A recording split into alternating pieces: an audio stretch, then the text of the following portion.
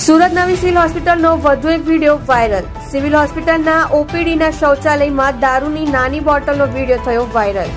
દારૂની બોટલ પીને ઓપીડીના શૌચાલયમાં નાખ્યાનો વિડીયો થયો વાયરલ। સિવિલ હોસ્પિટલના ઓપીડીના શૌચાલયમાં દારૂ બોટલ ક્યાંથી આવી એ તપાસનો વિષય। શું આ મામલે સિવિલ હોસ્પિટલના જવાબદાર અધિકારીઓ છે અજાણ? સત્ય માટે હંમેશા સત્યની સાથે જોડાઈ રહો। આ સુરત ન્યૂઝ ચેનલની સાથે।